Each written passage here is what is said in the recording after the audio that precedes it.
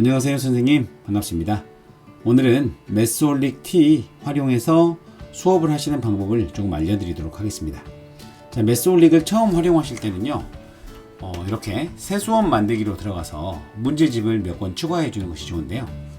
저의 경우에는 다푸네라는 책, 매스올릭에서 만든 책인데요. 다푸네라는 책에서 문제집을 가지고 옵니다. 자, 먼저 선생님께서 지도하시는 학년 학기를 선택해 주시고요. 그 다음에 가장 쉬운 책이 개념 익힘 편입니다. 그래서 개념 익힘 편을 하나 추가해 주시는데, 선택하시면 아래에 수업 만들기가 나옵니다. 수업 만들기 눌러주시고요. 수업명을 수정할 수도 있는데요, 그냥 수업 만들기를 바로 누르겠습니다. 자, 그리고 나서 학생들을 이렇게 선택해 주시면 돼요.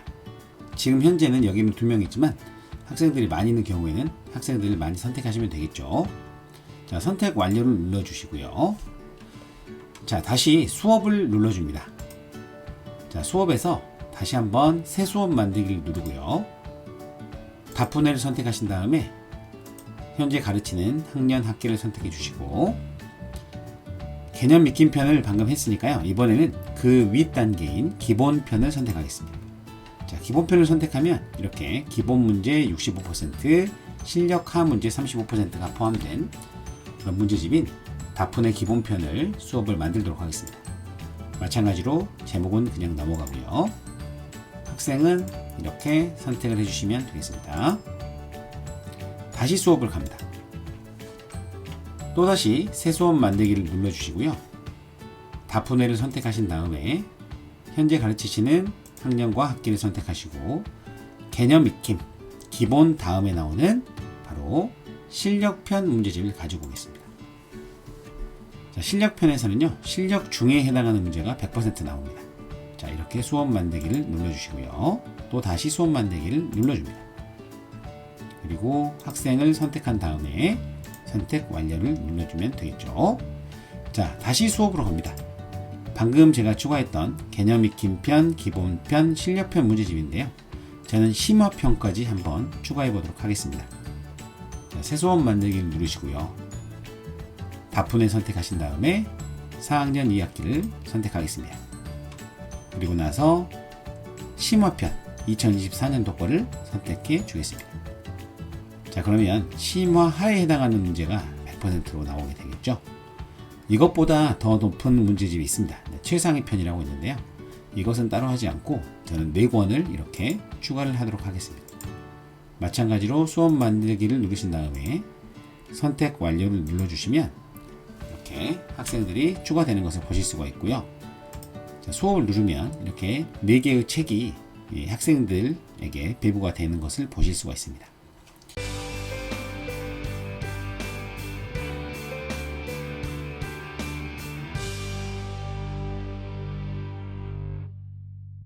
자, 저는 이렇게 수업을 하고 있습니다. 교과서에 나와 있는 개념에 대한 설명을 한 다음에요, 수학 익힘책은 하지 않고 바로 매스올릭 T에서 개념 익힘편 문제집으로 학생들을 가라고 합니다.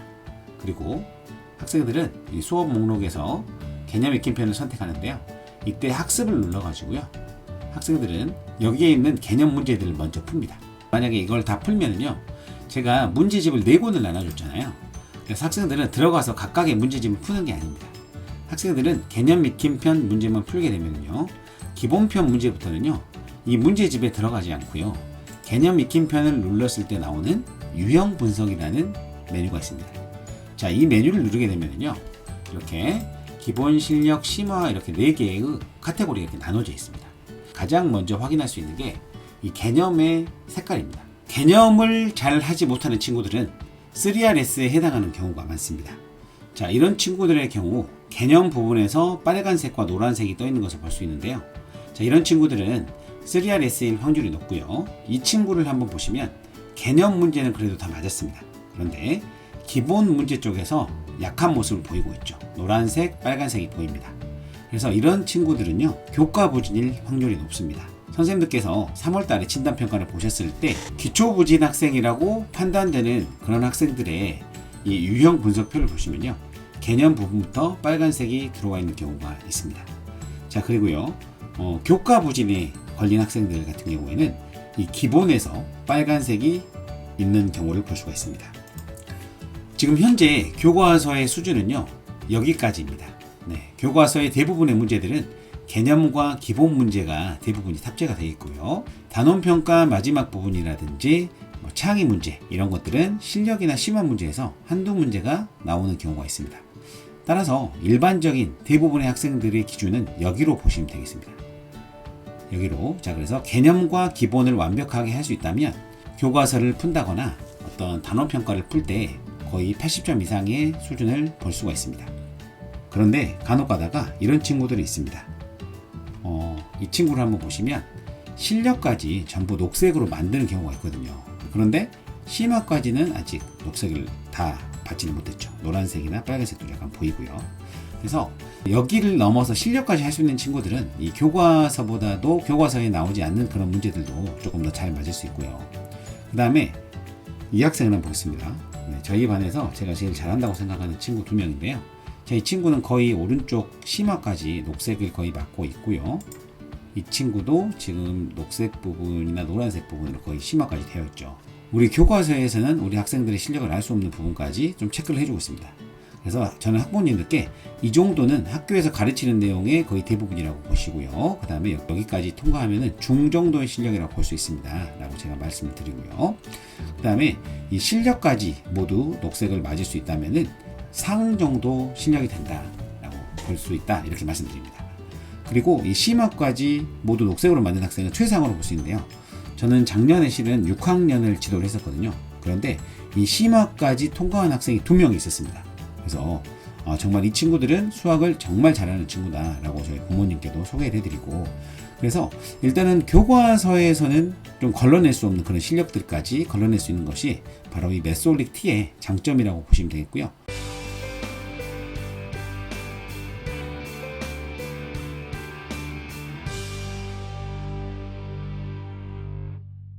자, 이번에는 제가 학생의 아이디로 들어와서 학생의 입장에서 한번 설명을 드리도록 하겠습니다.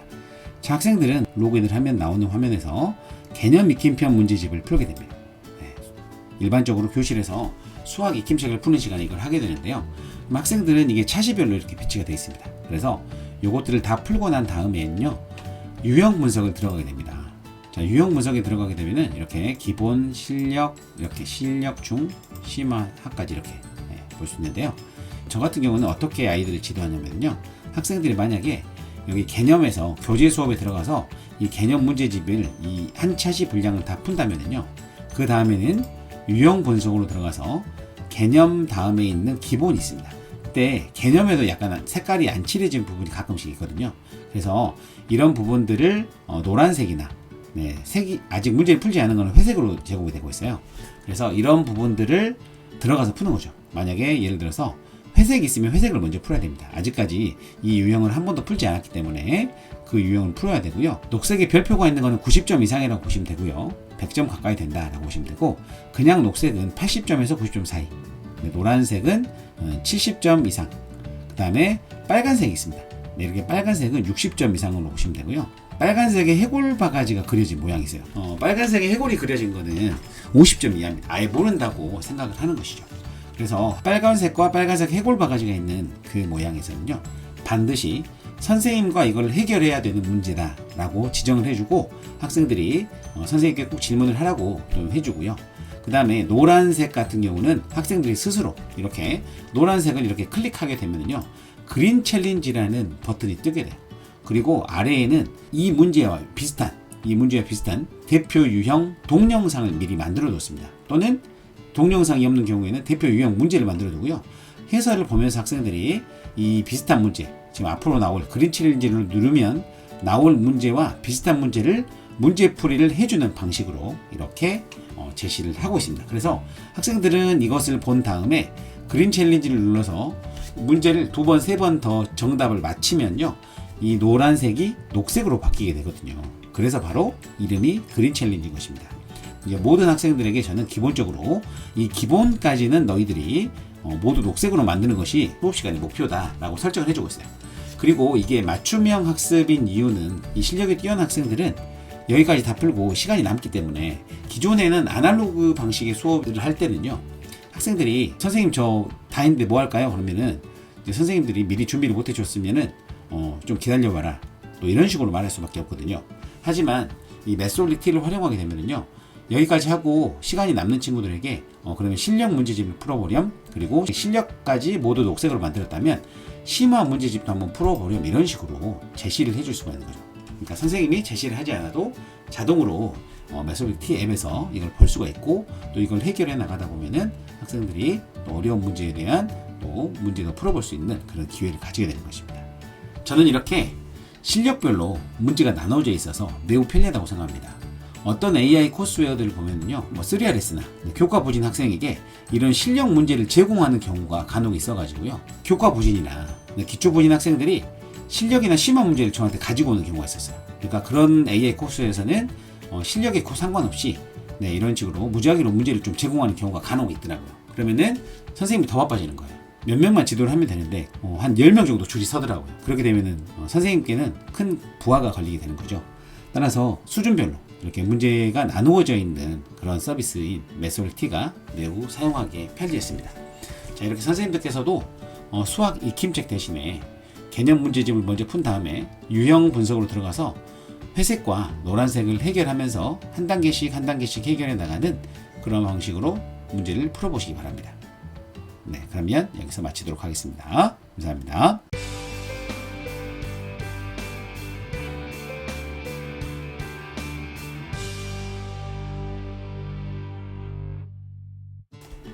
그럼 이번에는 메솔릭 T에서 단원평가 문제지를 출제하고 이것을 확인하는 방법을 살펴보도록 하겠습니다.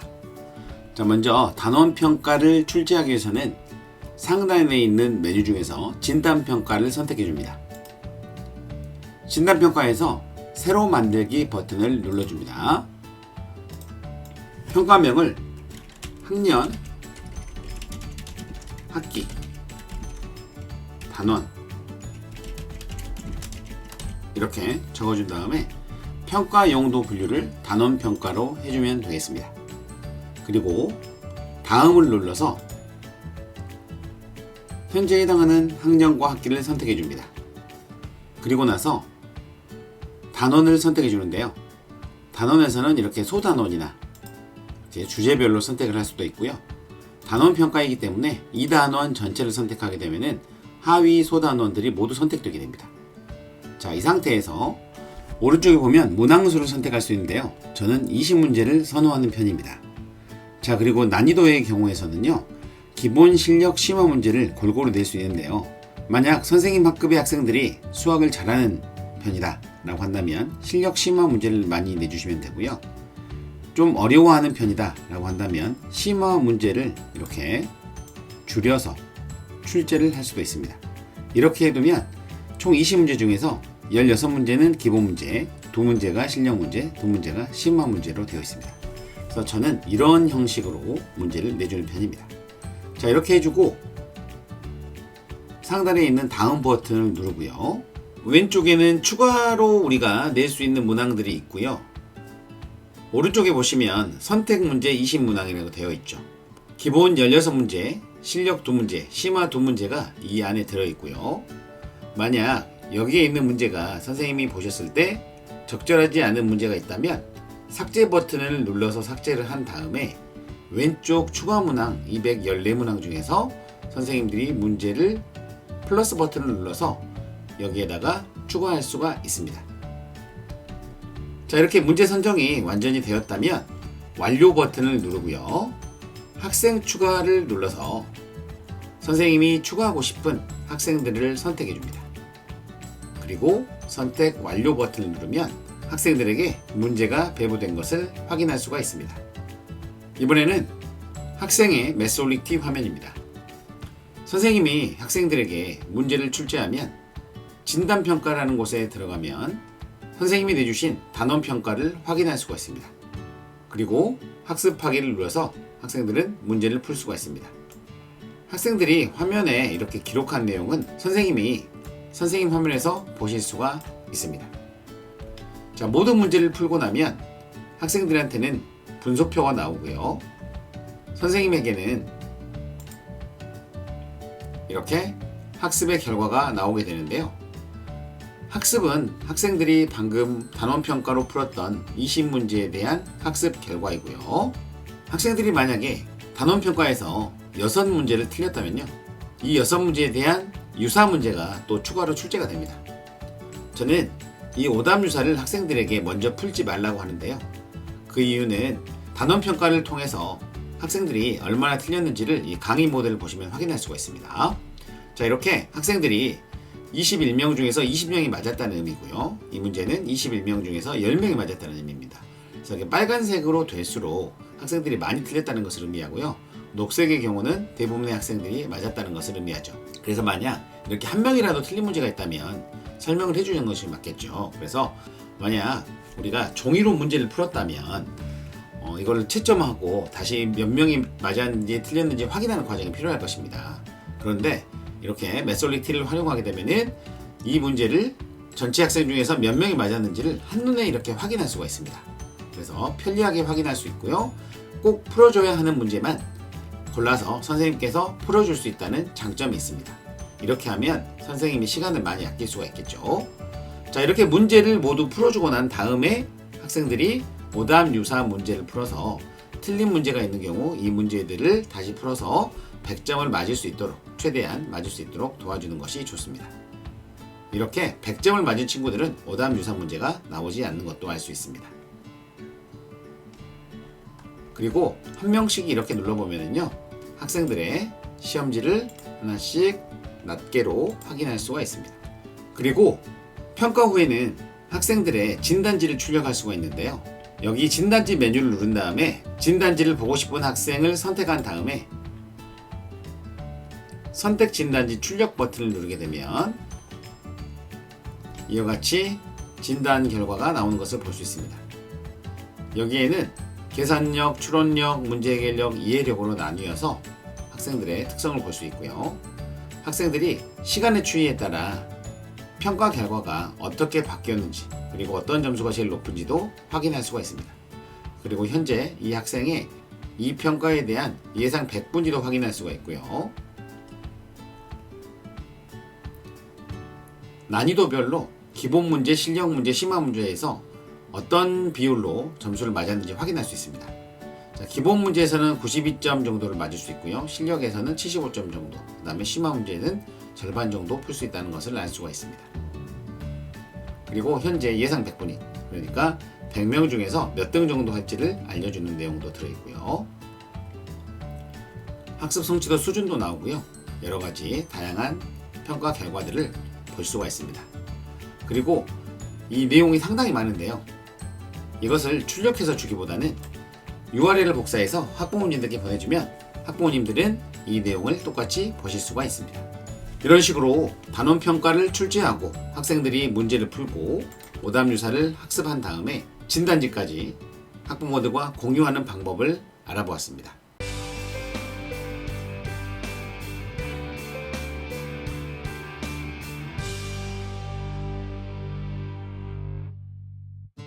이번에는 메소올릭을 활용해서 기초부진 학생 또는 교과부진 학생들을 대상으로 사용할 수 있는 학습지를 만드는 방법을 알아보겠습니다. 상단 메뉴 중에서 학습지 메뉴를 선택해 주세요. 그리고 새 학습지 만들기 버튼을 누른 다음 문제은행을 누릅니다. 그리고 단원별 문제은행에서 학습지 만들기를 누릅니다. 해당하는 학년과 학기를 선택한 다음 기초부진과 교과부진 학생을 위해서 출제하고 싶은 문항을 선택합니다. 이때는 단원별로 선택할 수도 있고요. 소단원별로, 그리고 차시별로 선택할 수 있습니다. 이번에는 대분수의 덧셈과 관련한 부분을 학습지로 만들어 보겠습니다. 먼저 중복 출제 방지를 선택해주고 개념 기본에서 15문제를 선택해주세요. 기초부진 학생이나 교과부진 학생은 수학에 흥미가 없는 학생들이 대부분이기 때문에 많은 문제를 푸는 것보다는 적은 문제를 자세하게 설명해 주는 것을 좋다고 생각하고 있습니다. 그리고 중복 출제 방지를 꼭 해야만 이전에 냈었던 문제들을 다시 보지 않을 수 있기 때문에 꼭 중복 출제 방지를 선택해 주시기 바랍니다. 그리고 다음 버튼을 눌러주세요. 문제를 확인하고요. 문제가 너무 어렵다든가 하는 문제, 또는 여기에 맞지 않는 문제가 있다면 삭제 버튼을 누르거나 교체 추가 버튼을 눌러서 왼쪽에서 추가하고 싶은 문제를 추가 버튼을 눌러서 추가를 해줍니다. 또는 삭제하고 싶은 문제는 삭제 버튼을 눌러서 삭제를 할 수가 있습니다. 자, 이런 식으로 문제를 출제한 다음에 다음으로 버튼을 눌러줍니다. 그리고 문제를 확인한 다음 학습지 생성 버튼을 누르고 학생을 추가합니다. 여기에서는 기초부진이나 교과부진 학생에 해당하는 친구들만 선택해서 선택 완료 버튼을 눌러주면 되겠습니다. 그리고 학생들은 학습지 메뉴에 들어가면 방금 선생님이 출제하신 학습지를 볼 수가 있는데요. 학습하기 버튼을 누르면 학생들은 학습을 할 수 있게 됩니다. 학습이 끝난 다음에는 학습지에 이름을 눌러서 들어가면은 학생들이 방금 학습한 내용을 얼마나 잘했는지를 확인할 수가 있습니다. 이런 경우에는 학생들의 수가 많지 않기 때문에 학생을 1대1로 불러서 틀린 문제들을 직접 피드백을 해줍니다. 자, 이렇게 기초부진 학생이나 교과부진 학생들을 학습지를 만들어서 지도하는 방법을 알아보았습니다. 단원평가와 다르게 학습지에서는 진단지를 따로 제공하지는 않고 있습니다. 이 점 주의하시어 활용하시면 좋겠습니다. 그리고 학습지로 학습을 했던 결과는 이렇게 캘린더에 자동으로 저장되어 있기 때문에 따로 출력해서 보관하실 필요가 없다는 것도 장점이 되겠습니다. 감사합니다.